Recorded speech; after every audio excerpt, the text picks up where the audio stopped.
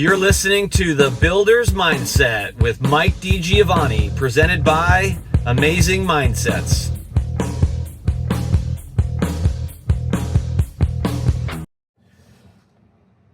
For the first time in years, builders have a real seat at the table in Washington. Fannie Mae and Freddie Mac are opening the doors, inviting people who actually build homes, not just write about them, into the conversation. Bill Pulte announced that Brandon Hamara, former VP of Land Strategy for TriPoint, has been appointed to the board, along with Scott Stoll, the former CEO of Cal Atlantic, who's already been on the board, and with Pulte. That puts 3 positions with builder experience, builder pedigree, builder knowledge, some real builder strength at the governmental level. And it matters because for too long, policy has driven the narrative. Paper has replaced progress. And while everyone in DC debates zoning and subsidies, builders in the real world are trying to solve the part nobody's talking about: the product itself. Pulte said in an article recently with the Builders Daily, he said, it's the time for blaming local ordinances is not the solution anymore. He also went on to say that over the last few years, a lot of money has been made by builders in the last 4 years, and that's not going to fix affordability. So policy doesn't build homes, product does. And if we're serious about fixing housing in America, it's time we start talking about what we're actually building and not just how we're financing it, zoning, laws and aspects of, density. Look, all of that is important. And I want to give credit where credit is due. I am glad that Pulte brings know-how inside to Fannie Mae. And the article that McManus wrote, really sheds a light, in my opinion, on the overall big picture, which is we need more industry experts in government in all facets. We just happen to be talking about home building. And when Bill Pulte brings in Hamara, a true operator, to lead single family and multifamily at Fannie, it signals something rare, a recognition that execution matters. For once, Washington isn't just analyzing builders from afar, like we talk about all the time, like they do, in my opinion, the analysts who none of them have built homes, and very few of them have even worked at home builders in any fashion before. It's starting to listen to them. It's beginning to tie capital decisions to operational reality, to the actual mechanics of how homes get built. That's progress. And I'm glad that Pulte's doing it. And I'm glad that outlets like the Builders Daily and McManus are reporting on it. I want to, though, dig a little bit deeper and be honest about the accountability that I think Pulte alluded to. Pulte alluded to 2 things in those couple of quotes in the article that I want to focus on and make the basis for what we're going to talk about here. He said the time for blaming local ordinances is over. That's not the solution. They've got a ton of land that's already approved and already ready to go. Local ordinances really aren't ultimately going to help with that, except on product, and we can get to that in a second. He also said that we've made a lot of money in the last 4 years and people just can't afford homes. And then he went so far as to give Lennar a little bit of kudos for what they've done to be flexible with their margins to meet the market where they're at.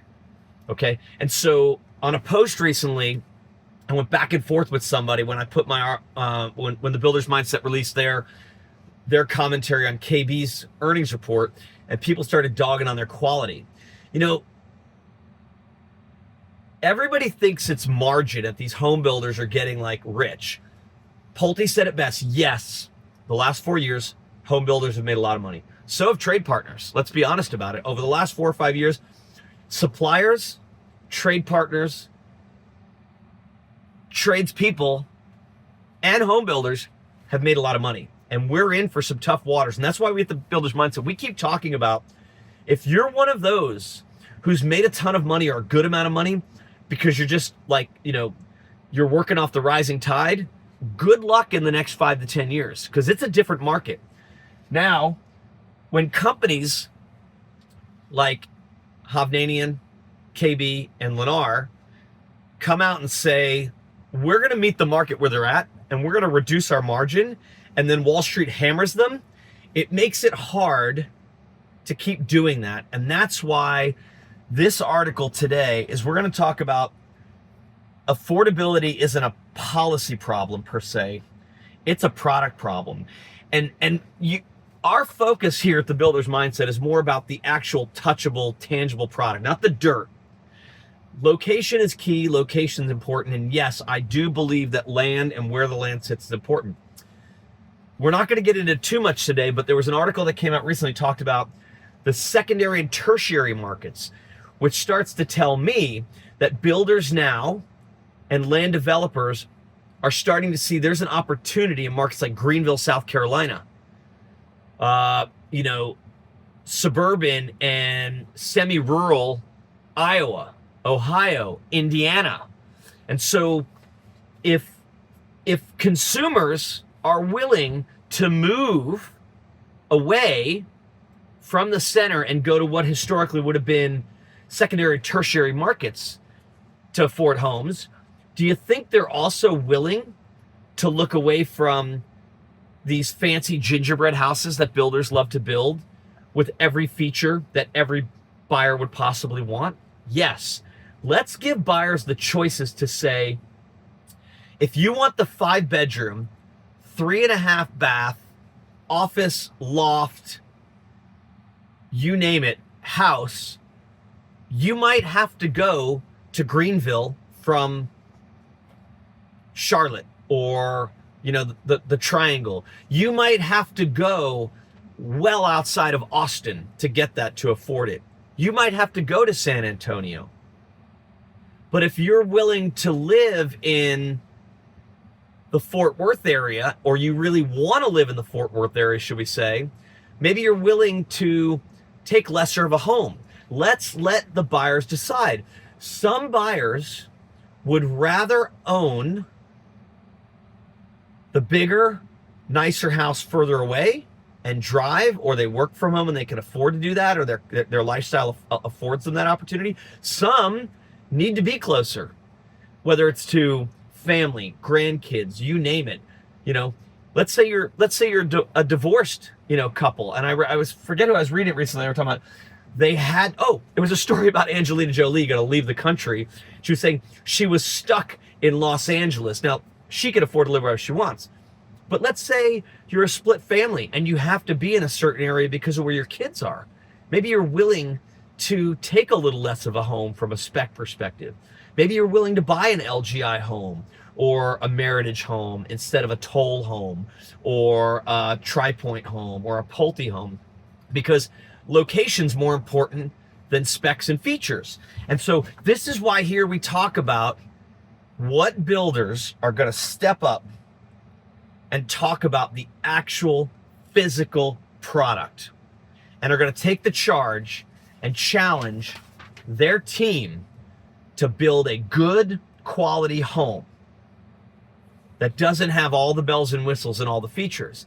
Instead, what we do, on one hand, we dog KB because they might have a home offered somewhere where they do a hood instead of a microwave above the range and say that that's unacceptable.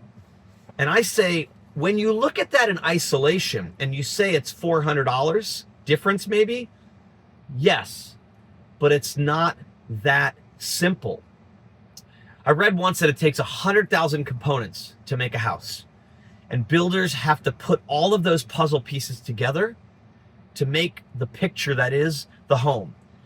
If we really want to make a dent in affordability and access, the conversation has to evolve from financing homes to designing, engineering, and delivering them better. And by better, we mean really hitting the mark. Let's get down to the nuts and bolts of what is absolutely a must.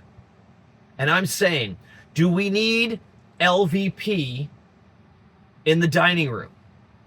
Do we have to have granite in the kitchens? Do we have to have drop-in, undermount sinks? Or can we do drop-ins in some of the Formica? Who's willing to lead that charge, not just a couple hundred at a time, but holistically and systemically, as we've talked about? I don't care what market you're in. The single largest component by a percent of the retail value of a home today, and for some time, is the cost of what we call the bricks and sticks of the house, from the foundation to the roof and everything in between. Let's fix the vertical cost problem. Everyone wants to talk about land. It's cool, it's hip. It's the land VPs who become presidents of home builders, typically not the purchasing and construction folks. But let me tell you this. Yes, you can sink a business, sink a division with bad land deals, and we don't think we can do that on the product side. The reason we say that is because once you own that land, once you develop that land, you're done, you're stuck. And even though it may only be a total of, let's say, 30 to 40% of your revenue, the finished lot cost, and we can value engineer and change the product after the fact.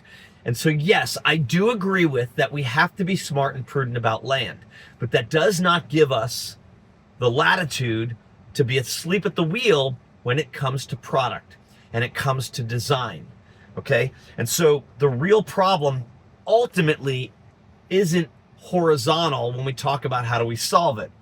It is vertical. It's in the sticks and bricks, the mechanics, and the design redundancies that quietly inflate cost per square foot across every home in America. If you follow Scott Saddam and you look at his Waste Not Wednesdays, tons and tons of stuff. What Scott shows us on Wednesdays on LinkedIn, and if you're not following him, you should. That is like, from a purchasing perspective, it is key information, but he shows us the tip of the iceberg. We need to get back to, from the drawing board, how we design every square inch of these homes, how we engineer them, and how we specify them out to the SKU level every single time. And the builders that have figured this out, whether it's Lennar and their core product, or it's Meritage and their Live Now series, they're figuring it out. And I go back to, in the last decade, tell me what builder hit 30% gross margins in a quarter in the last 10 years. And I think a lot of people who don't look and dig into the weeds, and if you don't, sign up for our newsletter, sign up for our community, and you'll get the earnings report that we send out every quarter. I can only recall one builder that has done it in the last 10 years that I know of. And I'll have to go Google it and check it, but I will tell you in the last 5 years, it was Meritage Homes. Did it 1 year. I think they got to 30.4% gross margin. As Bill Pulte said, we've made a lot of money in the last 4 or 5 years. Now, typical margins, good solid margins for home builders, mid-20s. And you might think that's great margin, but we've also talked about, we had a podcast we talked about where it takes that profit to get reinvested to continue to build new communities. It's not as easy to continue to grow as it is for like a Starbucks or even a Target, where they can just plot more inventory in a store. It's like building new stores, but we're not at that place anymore. We're in the low 20 margins, and the builders who are maintaining volume are in the high teen margins now, as Pulte talked about when he talked about Lennar and what they're doing. Lennar, Hovnanian, Meritage, these companies, LGI, they're trying to drive volume by meeting the affordability where it's at. And so we've been fighting the wrong battle, and we've been talking about this for years here at the Builders Mindset, and before that in the industry.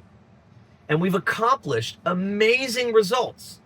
When you get a team at a division behind designing product from the ground up, you can see savings of 2, 3, 5, upwards.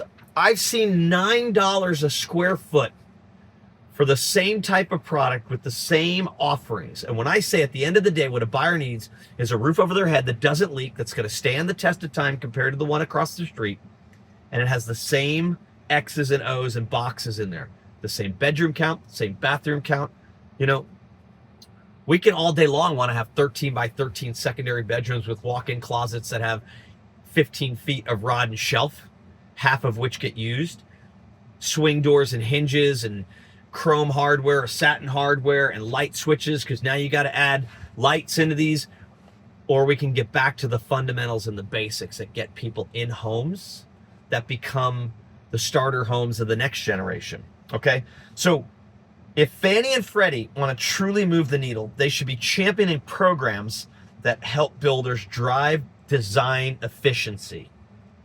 And if you're ready to do it, we're available to talk. But we need to encourage prototypes, reward simplification, incentivize those who can reduce costs without stripping away livability or beauty. We get cities that get stuck on recessed windows and four-sided architecture with pop-outs and four-wrap windows on. We've got density where we're building houses 6 to 10 feet away, and the windows all the way down the side of those houses, recessed and with color accents and pop-outs all around it. We've got cities who are tired of stucco because it's been done before. Well, you know what? The supply chain for stucco in the southwestern United States is so mature that we know how to do it. Yes, siding costs significantly more. You go to Colorado, it's the opposite. Work within what's going on in your market. That's called driving design efficiency. Let's let the customs and the bleeding edge stuff, let them do the newer That's fine. There's a place for that. I've been looking at modular housing for nearly 20 years, and I've not seen a pro forma for modular housing, either at a builder level or at a manufacturer level, whose cost per foot comes within even 50% of traditional stick frame site build. Do I think that makes sense? Ultimately, no. There are companies that I applaud, and we're working with some of them to help crack the code. But right now, today, we need housing stock that is designed simply and in a way that helps this affordability issue, okay? Every unnecessary elevation pop, every over-engineered spec package adds thousands to a home that millions can't afford. The financial setup is a triangle, and there's more people at the bottom, and we need to be catering to them and what they truly need, not what they want. We don't need more incentives for land deals. We need more courage to build smarter homes. The fastest path to affordability isn't rezoning, it's re-engineering. We need to empower the private builders too. I know there's a lot of talk about, the big guys are getting bigger. If we want the smaller builders, often the ones who have the land relationships I'm seeing this. Private builders get out of the building market and stay in the land market. Why? Because land is local, and they have the local connections, and they're developing land and selling more of it to the big publics than they are keeping it for themselves. If we want to support those local private builders, we need to fix this problem and encourage them to find ways to build more affordably. Let's talk about the builders who don't have a corporate logo on the New York Stock Exchange. The ones putting up 40, 50, maybe 100 homes a year even. These are the small guys today. Locally owned, personally invested, and operationally elite. These builders aren't the problem, they're the solution. But they've been pushed out of the market, not because they can't perform, but because they can't access capital at scale.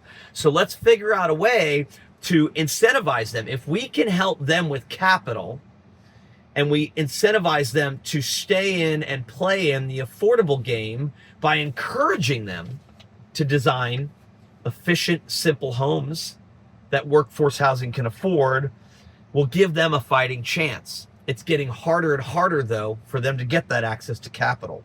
Okay? If liquidity is going to be tied to production outcomes, then widen the circle.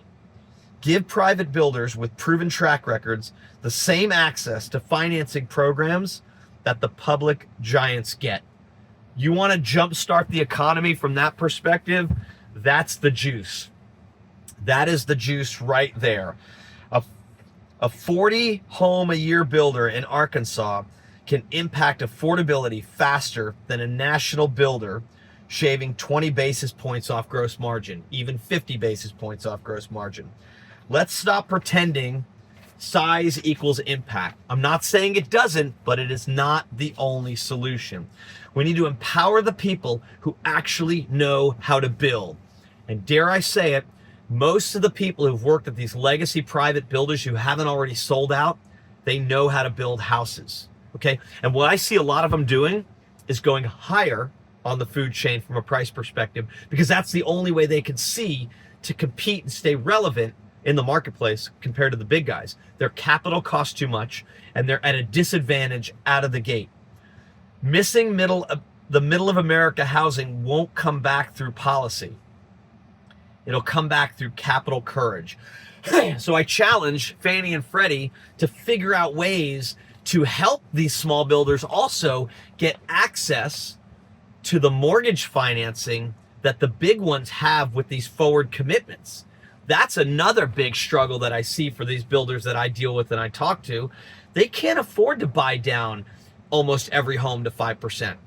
You know, it's just not there. Let's figure out ways to get it to them by incentivizing. We do it for them for homes that are below a certain metric. Help them.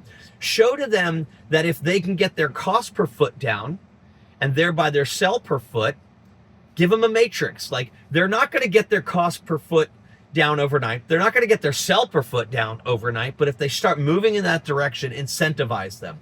Let's put programs in place that help for that. Let's talk about standardizing the mortgage rate to simplify the system and make it even and easy for all builders. Let's talk about predictability, right? We talk about interest rates and the Fed like ad nauseum when it doesn't even matter as much anymore as it did 10 years ago. We've talked about this. Here's another one I suggest for Fannie and Freddie. I've long since said, like, there was talk that Trump was going to get rid of them and privatize them. I believe we should have a federalized mortgage program through Fannie and Freddie. Builders plan based on rhythm, not chaos. But right now, one inflation print, one Fed headline, and the entire market loses its footing or gains speed. Imagine a flat band mortgage structure, 2 to 5%, based on credit score and down payment, independent of bond volatility.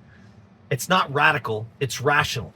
Think about it like a bond program, but is specifically tied for a certain situation, right? Sell bonds based on this. If you've got a 785 credit score and you have saved the ability to put down 5%, maybe you get a 4% mortgage. If you got 10%, maybe you get a 3.5%. If you've got 20% down and a 780, maybe you can automatically qualify for a 2.5%.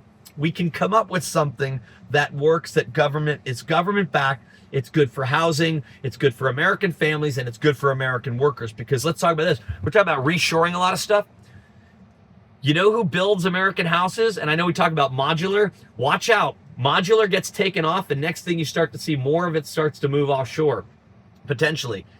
Houses, the majority of housing stock today is built on site on American soil by American hands, okay? So if we incentivize that through a mortgage stabilization program, then you stabilize the situation for home builders to produce, which thereby stabilizes the workflow and the ability for American hands to build those houses, all right? So it would bring clarity to builders if we could stabilize these mortgage rates. Stability for buyers, because they would know, oh, if I get to this credit score with this down payment, this is what I can afford, this is what my rate's gonna be. And it wouldn't be like it is now where it's, what's the monthly payment on a $750,000 house today? Or let's say the average house like today, I think the median home price right now is about $470,000 in the United States. What's the mortgage rate on that at 6% versus 3% from 3 years ago, okay? That creates confidence, I think, also, in my opinion, for capital markets, right? When Amazon was growing and, Bezos told Wall Street, look, we're not going to get 15, 20% margins. We're going to get 5, 6, 7% margins, but we're going to do it consistently quarter after quarter after quarter. You put a mortgage program like this together and you say, look, we're going to average, if you just say, hey, we're going to average 4% or 3.5%, 3.5%, 4% on this bond program. And we're going to continue, we're going to consistently deliver this on average. It'll be in this range, and it's going to help the U.S. economy. It's going to help the home building industry, and it's going to help American families and American workers. We can build something around that that's federally supported, okay? So a world where every buyer knows their payment, every builder knows their buyer, and every forecast means something again. That's how you rebuild trust in the system. We've tried letting volatility run the show, and this is what home building has done. It's done its cycle, and it doesn't work. It's time to simplify. And Fannie and Freddie are the ones positioned to do it. Let's talk a little bit about approvals, codes, and common sense. If policy leaders are serious about wanting more homes, they need to stop pretending regulation is the solution.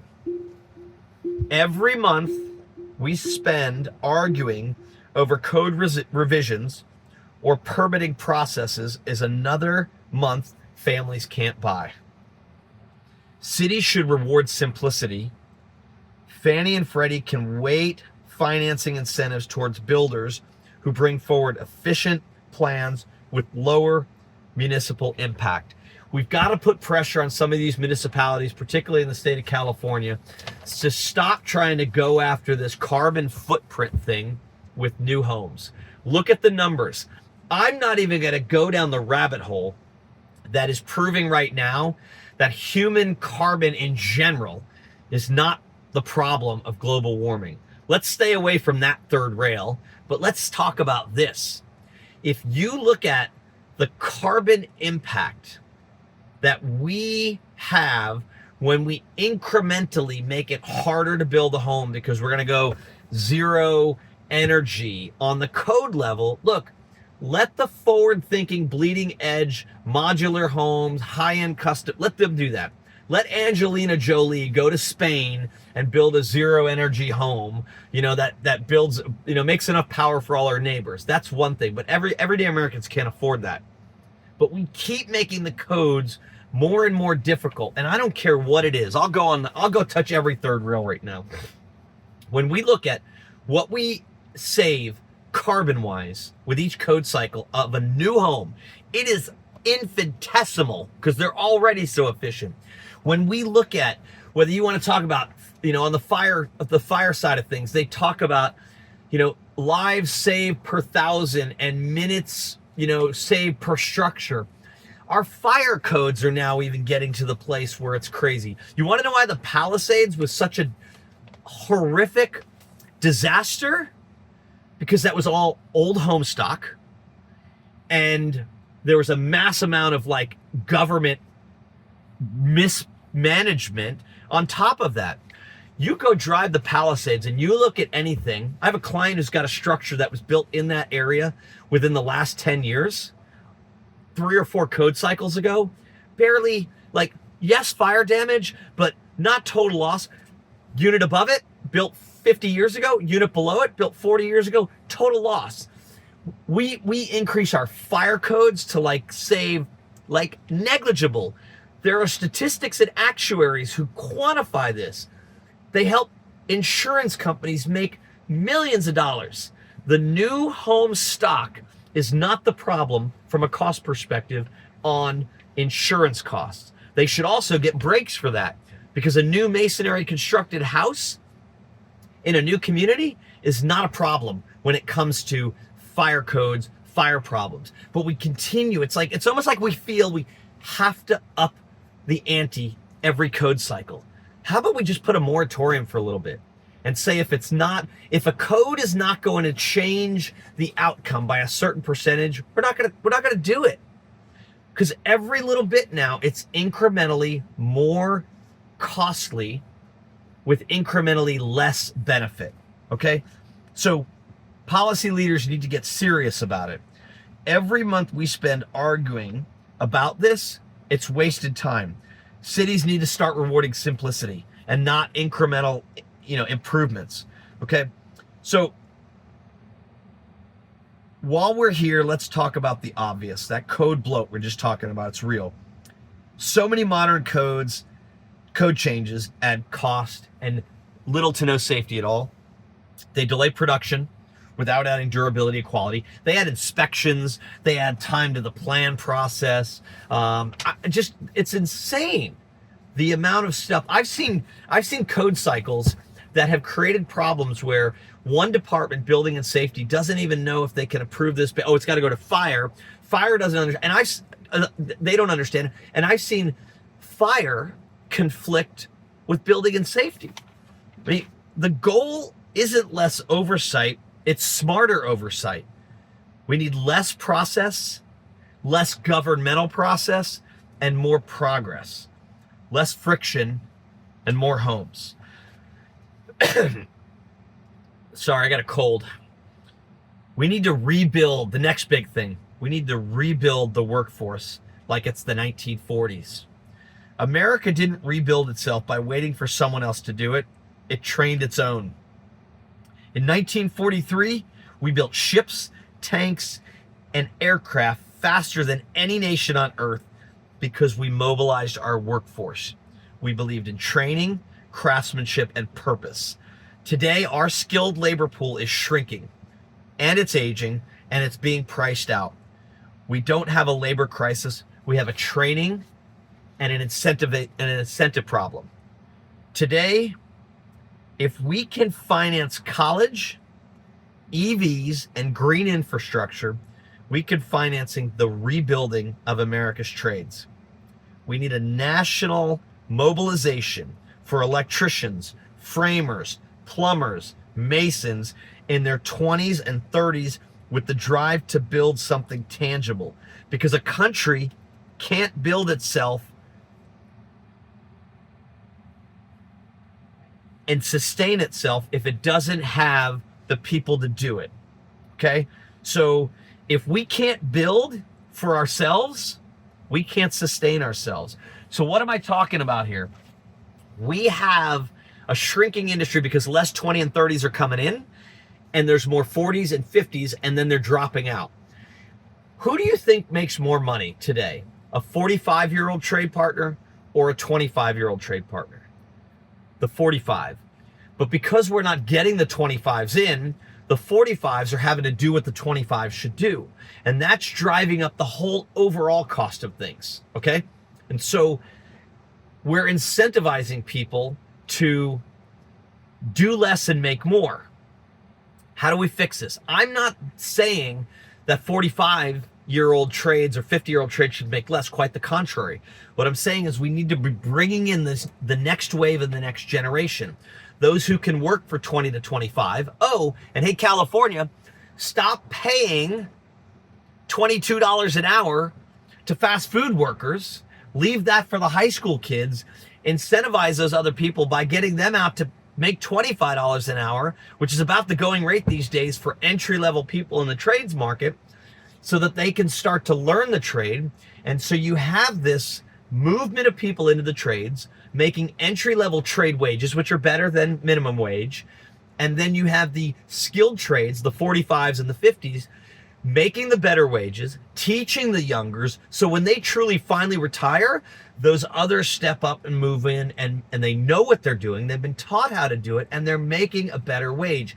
There are some efforts at this. BIDA in Southern California is doing a great job at this, but we're not really doing this at the national level.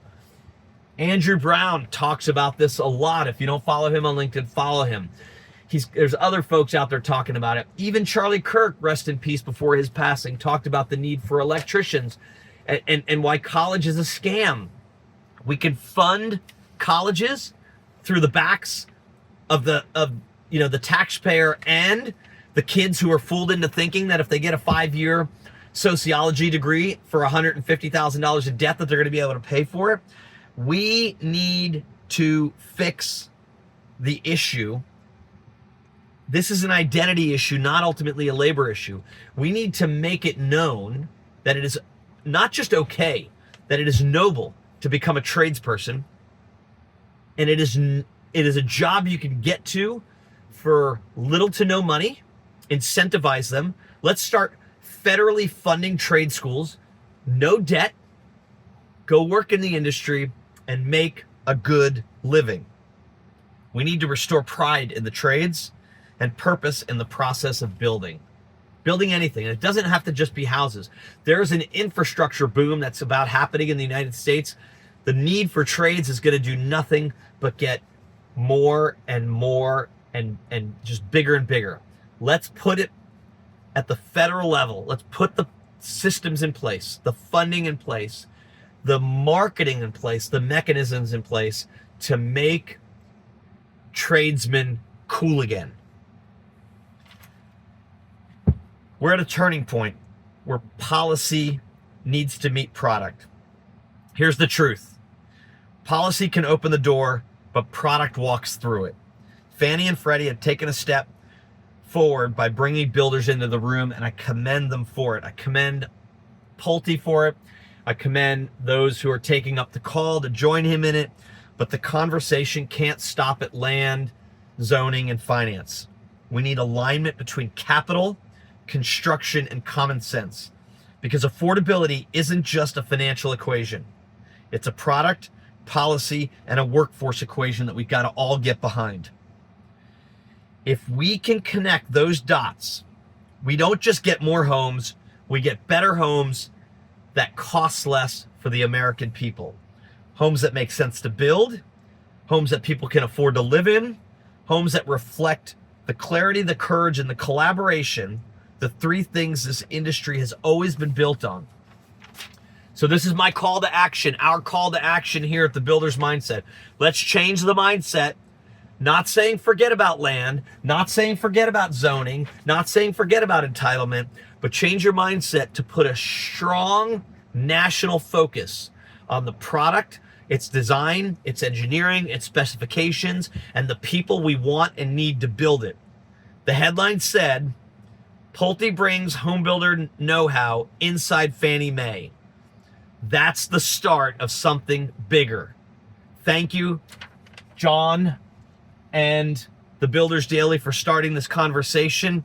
Now it's our turn collectively to bring our skill set. If you read the Bible, if you remember the parable of talents, it says that we're supposed to use the skills and talents we've been given to do good and make more. It's our turn to carry that forward, to build a housing system rooted not in politics, but in practicality.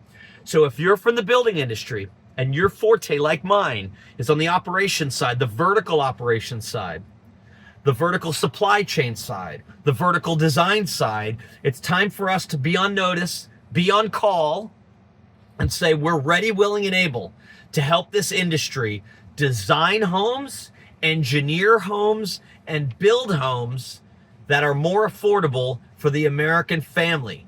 And then we want the American federal government to help put in place a stable mortgage program platform that takes that volatility away from the system and then puts real teeth, real emphasis, real momentum behind rebuilding our trade force, just like we did when we rebuild our industry to build the ships and the aircraft that we did to lead in World War II. Let's reward builders who simplify, innovate, and produce. Let's realign capital with craftsmanship. Let's rebuild the workforce that can make it happen. Remember what I said, help small builders with capital. I'm screaming it. Help small private builders with capital at scale. Not at scale individually for the 20, 30,000 home a year builders, at scale for all those small private builders who build 50, 100 homes a year. They're clamoring for it. They'll line up for it because this industry doesn't need another task force. It needs a renaissance in how we finance mortgages for American families, and how we incentivize the American worker and potential workers to get into this industry to build something great. If we're going to make America great again, it starts with American families being able to afford homes by delivering them affordable homes. And it starts right here with people in this industry who have skills and talents in design, engineering, and building vertically, bricks and sticks, with builders who still believe in clarity and courage and in doing the work. Thank you very much for listening again. This is Mike DiGiovanni. This is the Builder's Mindset. And we hope this starts a change in the mindset and a focus now on what we need to do to really change the vertical construction aspect of our industry. Have an amazing day. Talk to you next week. You're listening to the Builder's Mindset with Mike DiGiovanni, presented by Amazing Mindsets.